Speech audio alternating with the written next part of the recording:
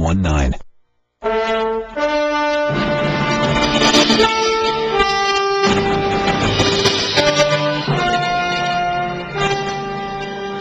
Good morning and welcome to Shattering Myths. I am Yahowah. Each weekday here on GCN, we strive to expose the deadly and the destructive myths which are associated with religion and politics, with patriotism in the media, with military and economic schemes. Not very often we have to also expose the myths associated with sports, but we'll be doing that again this morning. Instead of merely presenting the news, our mission is to help you understand what is occurring while predicting how these events will shape our world over the next 20 years. Then during our second hour, we're going to engage God on his terms by way of his one and only covenant and through his always dependable Torah teaching, so that with his guidance you'll be able to replace your religion with reason and engage in a relationship with him. Our number, if you'd like to question, criticize, or affirm anything that is said on this program, or if you just have a question that is burning within, please give us a call, toll-free, 877-300-7645. Yesterday, the one sober retreat from the world, the one way you can escape the kind of the overall drone of bad news around the world is through sports. And yesterday, sports became a cause celeb for the political correct crowd. A basketball player, fairly average player, at the end of his career, wrote a story himself. He himself wrote the story for Sports Illustrated in it. It was released yesterday where he said, I'm gay, and wanted to become the Jackie Robinson of homosexuality, where he was claiming that he's the first, and it takes, I think, 11 or 12 words to explain what he's first at, but he's the first openly homosexual male athlete in a major U.S. sport to announce that he is gay while still actively playing. It is I just have to shake my head. There's two aspects of this story that bothered me a great deal. The first is, he's a basketball player. You know, if you're playing a sport, I don't care if you're playing baseball or football or basketball or hockey, the only reason that you're paid to play that sport is that you're good at that sport and that fans find your play and your team entertaining. I mean, that's it. It is for entertainment value only. To think that your sexual preference off the court is somehow germane to the equation of entertainment is just absurd.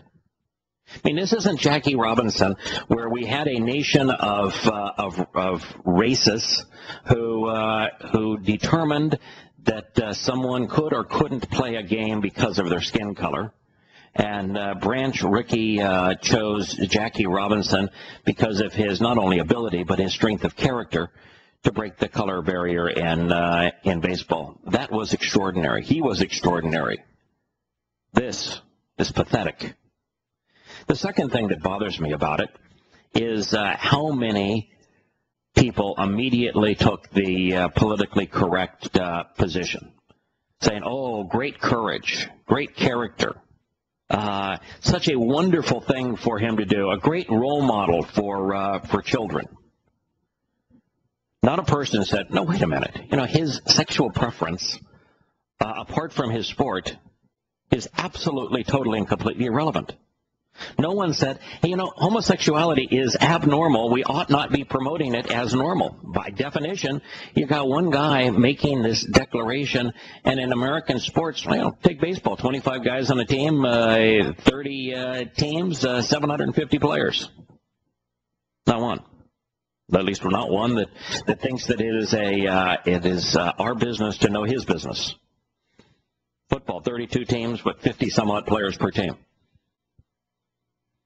You know, it's at the very highest possible numbers, homosexuality is approximately 1 to 2% of our society. It's abnormal. Now, abnormal is not a pejorative, just a statement of fact. And, you know, if you want to be homosexual, that's fine. That's your choice. Just don't make your choice a cause celeb. You know, that's the thing that was so irritating about the news yesterday, is that the labeling of those who don't approve as they were homophobes, afraid of homosexuals. Homophobe, to be afraid. And the last thing that somebody who is speaking out against that kind of an announcement is afraid, because society as a whole now has been so conditioned, so indoctrinated, is so politically correct, that everyone is afraid actually to say anything but, oh boy, isn't it wonderful? You know, so you had presidents weighing in, the current one and the former one. And why? To tell somebody that it was good to say, you know, my sexuality is relevant to me having been a basketball player? When we exist within a society where the thought process is monochromatic, where there's only one position that is articulated, and when that position is odd, peculiar, weird, out of sync with what would be considered appropriate and moral, when that is the only opinion that is stated, there is something seriously wrong with society. It says that the participants in that society are no longer thinking. They may have free will, but they're not using it. They may have a conscience, but it's decayed. It's very much like the response to the Boston bombing, where universally people are distancing the bombers from Islam. It's all about radicalization. It's all about extremism, because those in control of our society, those doing the indoctrination, want the enemy to be extremist, because if the enemy is extremist, then anyone who opposes them, anyone who doesn't swallow the Kool-Aid, anyone who isn't willing to go along giddily with politics and patriotism and religion, they're ostracized. They can be marginalized. They can be attacked as the enemy. But what happens in that kind of a society? No one thinks anymore. And if you're not willing to be judgmental, then you've lost the ability to be moral, to be civil, to be rational. It's the basis of thinking. It's exercising good judgment. Now, before we move on to the next topic, just underscore this again. God really does not care. Absolutely does not care what you do in your own bedroom. It's irrelevant to him. He does not know Mr. Collins. Mr. Collins does not know him. In fact, one of the radio shows yesterday was saying that Collins is speaking out because God made him this way. Now, the 2 or 3 times that God actually mentions homosexuality, you've got the Torah, prophets, and Psalms is this enormous swath of information, and it's mentioned 2 or 3 times. The 2 or 3 times it's mentioned, God says, no, that's not a good thing. Ought not be doing it. So God most certainly didn't make him that way. That's a statement that demeans God, miscasts God. There's very few things you can do that are worse than that. But God really doesn't care. He doesn't know Mr. Collins. Mr. Collins doesn't know him. He's not a participant in the covenant. God doesn't care. Doesn't see it. Doesn't want to know it. Doesn't care. You know, we've been in the second half of the show. We're going to return to the 10 statements that God etched in stone. Homosexuality didn't make the top 10 list. Not there. Adultery did. And so we ought to be concerned about what adultery does to us relative to our participation in the covenant. But homosexuality is an extraordinarily small issue with God. And it could be that it didn't make the top 10 list because it's so uncommon. 1 to 2% of society. Could also be that it didn't make the top 10 list because those who define themselves, as Mr. Collins is doing, by this aspect of their nature, have defined themselves at odds with God.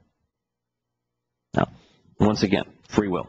Don't care what somebody chooses to do in their own bedroom. Do not care. I've run a lot of very large businesses in my day, built them, and hired hundreds and thousands of people for these businesses, and many times, knowingly, openly gay people applied for jobs, and I hired them. And in many cases, those who were homosexual became some of my closest friends. You know, so long as they're not promoting their bedroom behavior and making it a cause celeb within the business, then my view is you value people based upon the contribution that they are making either to your business or to the world as a whole, or to their families. And with Mr. Collins, I wish he had taken that same approach. Over the weekend, we learned that the Russians didn't just tell us that Tamerlane was a ticking time bomb. They told us his mother was too. You see, the Russians had become so concerned about the wicked witch that is Mommy Shanarev. And if you've heard her, in fact, anyone listening to this program has heard her because we played her testimony of Allahu Akbar and how she wants to join her son in Allah's brothel by being killed while committing an act of jihad. And that he was killed because he was a Muslim as opposed to he killed because he was a Muslim. Well, the Russians wiretapped a communication between Mommy Shanarev and Tamerlane, her son. Guess what they talked about? Jihad. So the Russians had an actual conversation recorded between the two back in 2011 when they told the United States, you know, you ought to go in and interview both of them, not just the one of them. And what did the FBI? The FBI finally admitted, yeah, we did interview Tamerlane. They only admitted it once one of the relatives says, yeah, they've been on his case for the whole time. But did they never come out and say they interviewed the mother? Well, they did. Because it was the mother who they were most concerned about. If the FBI, the judicial system, our politicians wants to know who motivated these boys to become fundamentalist Muslims, they don't have to look very far. They came out of the womb that way.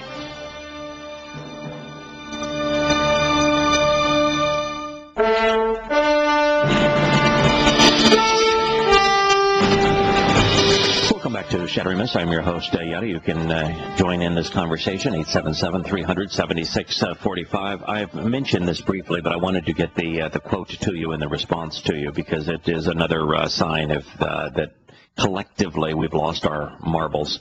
Those who are hired to work in the judicial branch of countries have lost the ability to be judgmental. That literally we have an entire society that can't think. It's very much why you had the FBI conduct an interview of both of these, both mom and sons, of the Boston bombing, and why you had the CIA also notified, the CIA putting them on a watch list, and yet no one could process the information that they were in Boston. They were just interviewed as potential jihadists, and the FBI had to put out and the CIA, the footage for other people to recognize them. They couldn't even recognize them, which speaks of a lack of discernment, of judgment. And a lot of this is because the last two administrations, both King George II and Barack Hussein Obama, have required all government judicial publications to remove Islam from their training tools so that they can write about radicalism, but they can't say Islamist extremism. They can say extremism, but they can't add Muslim or Islam in any place to it. So the fact that they were fundamentalist Muslims, they were talking about Islam, they were incapable of making the connection between Islam and terrorism, that even though Muslims perpetrate 99% of terrorist acts today, those who are in the judicial branches can't think and make that connection. That's just a complete lack of exercising judgment. So here's the story. The Royal Canadian Mounted Police said that the two men who were planning to bomb the train were not Canadian citizens, but they were supported by, quote, al-Qaeda elements in Iran, end quote. Then, quote, when I speak about supported, I mean direction and guidance, he said, end quote. Despite the allegations to al-Qaeda in Iran that there is no evidence to suggest the planned attacks were state-sponsored, Miliza said, the Royal Canadian Mounted Police officer. You know, when you make statements that are that stupid, it resonates out to the world that the intelligence community in the world today, the judicial arms of government, are moronic. You know, this was the double whammy. Al-Qaeda does not exist in Iran. Iran does not use Al-Qaeda. There is no connection between Iran and Al-Qaeda. Al-Qaeda is a Sunni terrorist organization. Now, Al-Qaeda, for the most part, doesn't even exist anymore. What little there was of al-Qaeda was created by the United States back in the Jimmy Carter administration when Zbigniew Brzezinski came up with the stupid idea that the enemy of our enemy was our friend, the Shinzu concept, and we sent al-Qaeda and the Taliban through Pakistan, which controlled them, $5 billion with American weaponry so that they could attack the Soviet-backed government in Afghanistan, creating a civil war that killed 1.5 million Afghanis. Oh, by the way, Jimmy Carter boycotted the Moscow Olympics because of the Russian-sponsored, he said, civil war in Afghanistan when he himself started the civil war in Afghanistan. So you have an organization, for all practical purposes, doesn't even exist anymore. And we know for certain that while bin Laden was alive, that he had no influence on anyone outside of his little compound. His letters, when he sent them out via couriers, people laughed at him. He could, when you read his letters and the response to them, it was obvious that no one paid him any attention whatsoever. It was al-Qaeda is meaningless. So al-Qaeda can't be providing direction and guidance. Second of all, there is no al-Qaeda presence in Iran. Iran is resolutely Shia. Al-Qaeda was Sunni. If you don't understand the basics, why would you make a statement? So to say this is somebody who's trying to explain the motivation for a terrorist attack, couldn't say that the motivation was Islam, so he came up with this stupid idea that, well, the two bad guys that everybody hates, I could use them. I can say Iran and al-Qaeda. But then he says that it wasn't state-sponsored. Well, in Iran, if you are linked to a terrorist organization in Iran, it's Hezbollah. And Hezbollah is state-sponsored. So even if he'd gotten the name of the Islamic terrorist organization in Iran right, you can't say Hezbollah and exclude state sponsorship. It is just moronic. The Iranian foreign minister, Ali Akbar Shalehi, said that to suggest a link between al-Qaeda and Iran was, and I quote, ridiculous. Quote, this is the most hilarious thing I've heard in my 64 years. It's ridiculous to link al-Qaeda to Iran. We'll conclude his quote when Shattering Myths returns in a moment.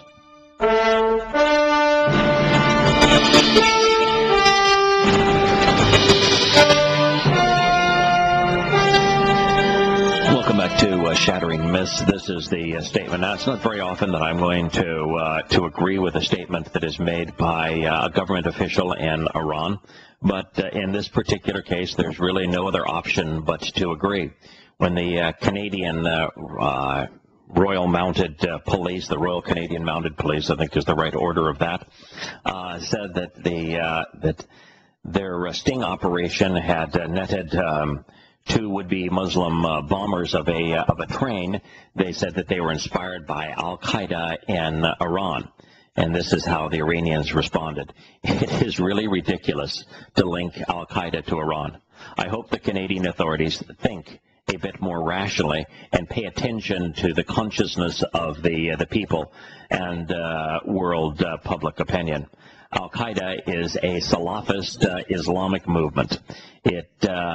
And there is absolutely no correlation between a fundamentalist Sunni movement and a Shia terrorist organization, except that they're enemies of one another. I mean, if you look at Iraq now, you have Sunni militants, all who were armed by the United States, fighting and killing on a daily basis Shia militants whom the United States armed.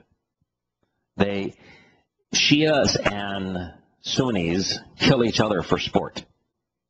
It's what Yahowah meant when he spoke of Ishmael's descendants and saying, not only will they be wild asses of men, but their hands will be raised against their brother, and their brother's hands will be raised against them. You ought not pretend to have answers if you are that confused, Canada. It is just stunning. I mean, it's to think that we are in a world that is so indoctrinated that here these guys, the Royal Canadian Mounted Police, conduct a sting operation, very much like the United States sting operations on Islamic terrorism, where they're literally posing as the inspiration for the terrorist. They lure the terrorist into the plot. They provide the inspiration for the terrorist. They encourage the terrorist.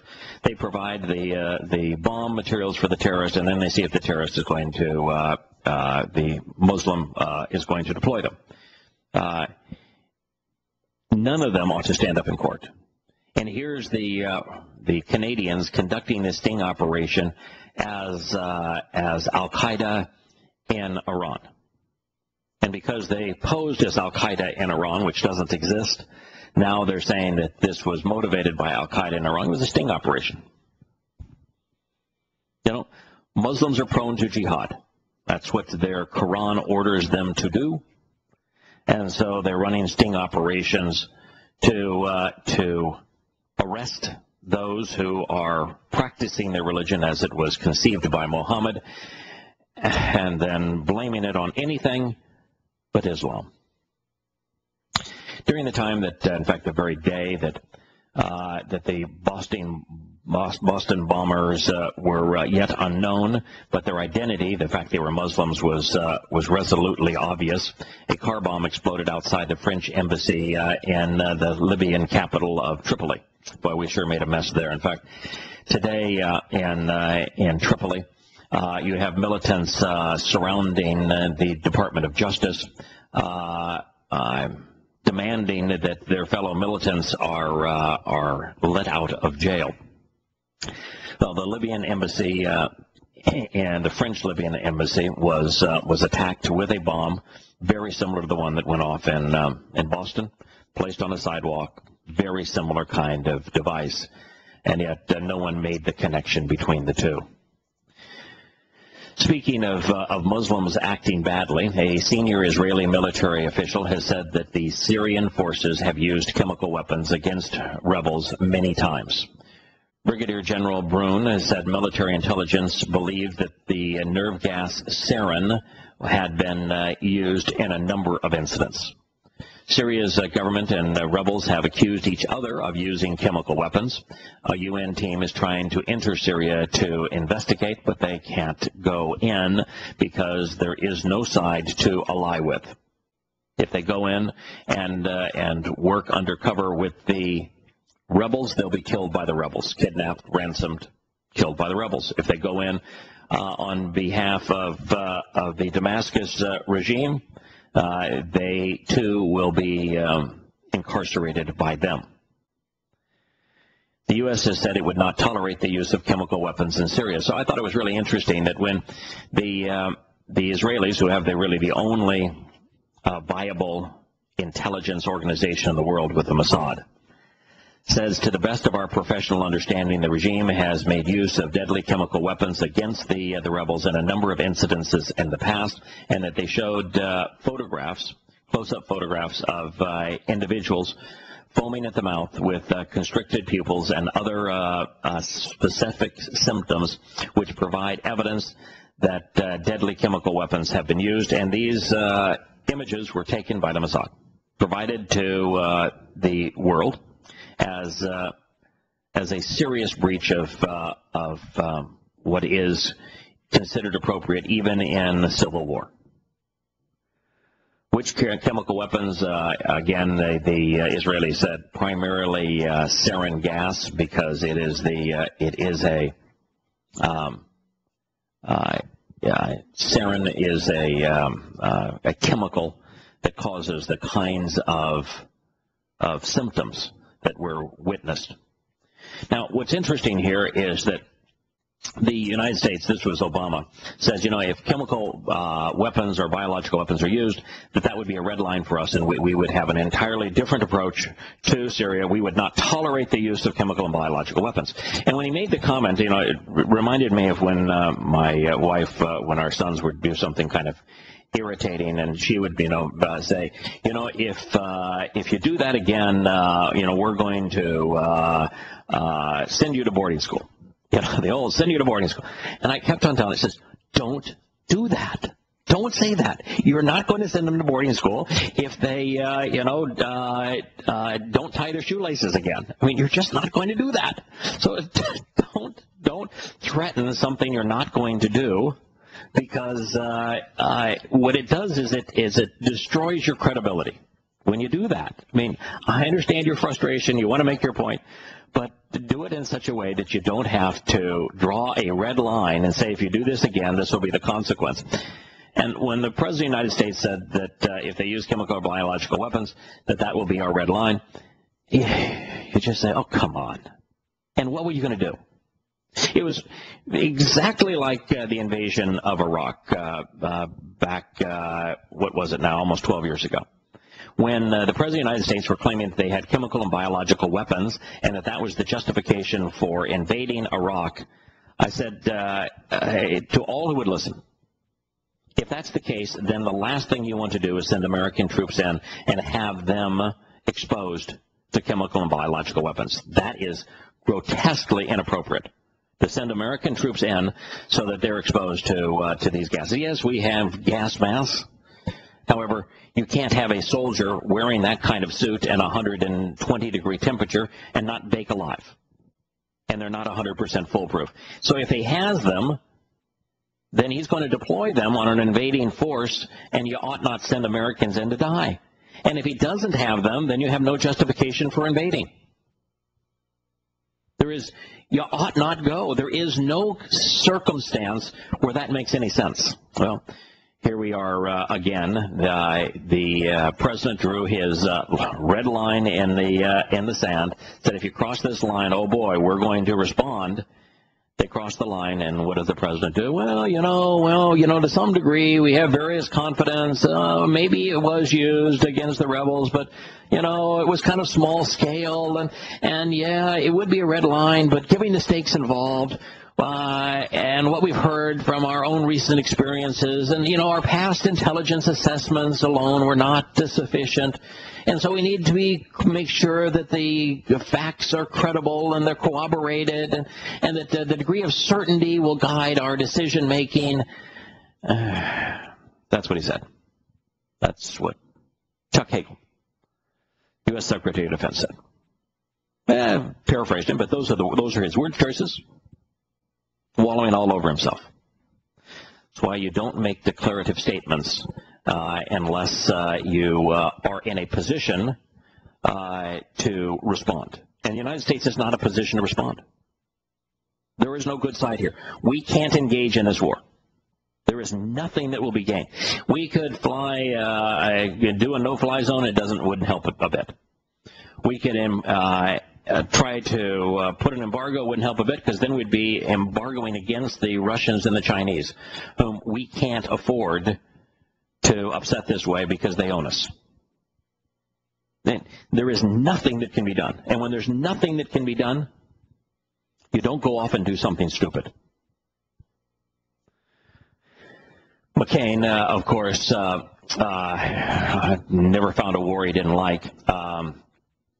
wanted swift action. McCain, who has long called for more involvement in Syria, voiced concern that the administration would use caveats to avoid acting upon the new intelligence. He said that American enemies are paying very close attention as to whether U.S. follows through, as the White House signaled it would, to see more proof before responding to the new information. Quote, I worry that the president and the administration will use all of these caveats as an excuse not to act right away or at all, McCain told Fox News. The president clearly stated that it was a red line that couldn't be crossed without the United States taking vigorous action. Okay there, John. And I know John McCain. I've had him in my home. I've been in his office. Spent a fair amount of time with John. Had him in my airplane. We know each other reasonably well. This is stupid, McCain. Your decision to aid the rebels in Libya was stupid. Your decision to side with the Muslim Brotherhood in Egypt was stupid. Your decision to arm the rebels in Syria was stupid.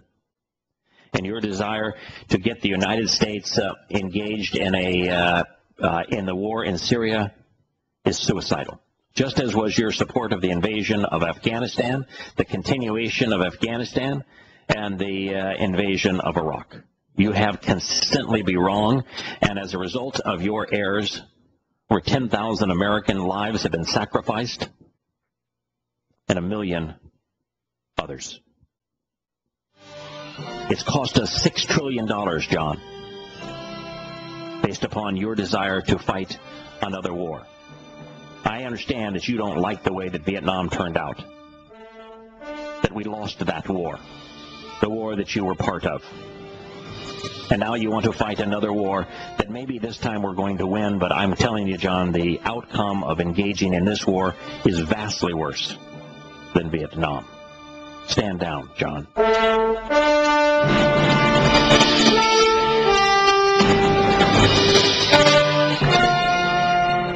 Welcome back to Shattering Myths. Speaking of myths, this notion that America accomplished something worthwhile by squandering $6 trillion and 1 million lives in Iraq has been torn asunder even more egregiously recently.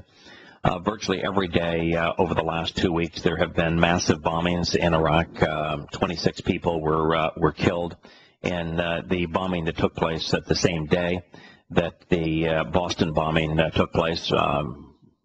Same kind of device placed on a sidewalk, the same kind of situation in a highly trafficked community marketplace where women and children were around, and they killed 26.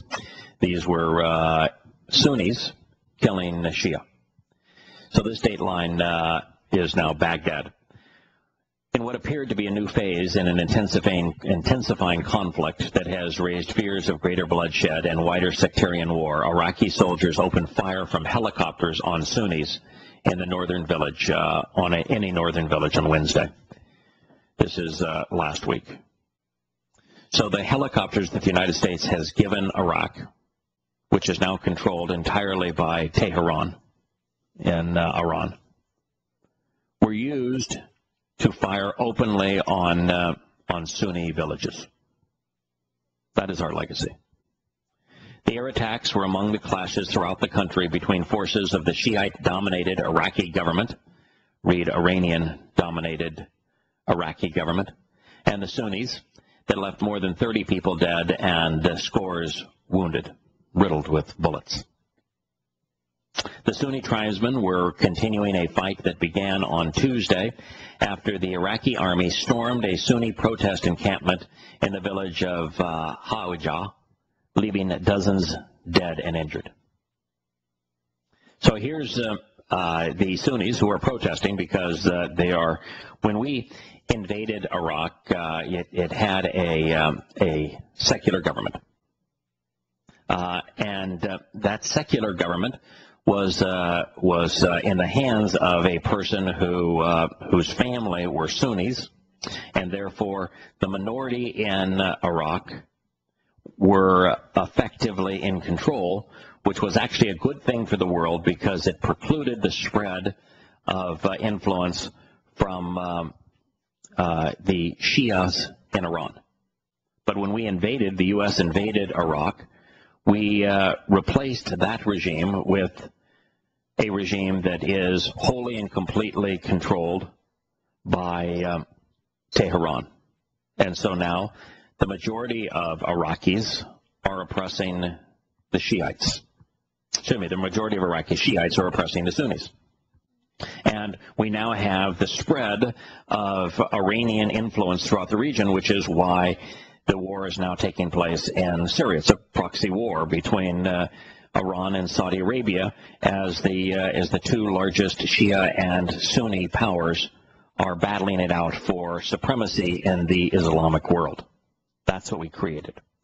And so when the Sunnis were protesting because America didn't realize that the country would be fractured into four groups, one of which would be eliminated, the Christians. So our invasion of Iraq eliminated Christianity. They were murdered.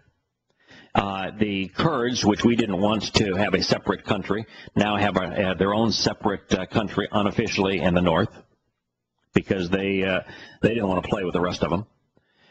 And then you've got the Shias now oppressing the Sunnis viciously. So the Sunnis have been protesting, and what did the Shia army that the United States equipped, what did it do? It stormed a peaceful protest with weapons and killed over a dozen peaceful protesters, injuring more. And then after the Sunnis says, yeah, you can't just come in and gun us down, they brought in the helicopters, gunships, American gunships, and shot them down dead from the sky. Others were killed on Wednesday in explosions, including the detonation of a car bomb in a public market in the evening in a Shiite neighborhood in the north of Baghdad, and a roadside bomb attack on an army patrol in Tikrit. The deadliest battles occurred near the northern towns near Kirkuk, and battles are still raging at this time. The army shut off electricity to these communities, and troops shouted through loudspeakers urging the civilians to evacuate. There are only civilians. There is no Sunni army. Now, there's a Sunni militia that is divided between all the various warlords that are Sunnis in Iraq, hundreds of them, but they were armed and are paid for and provided bullets by the American government. It was part of the Awakening program.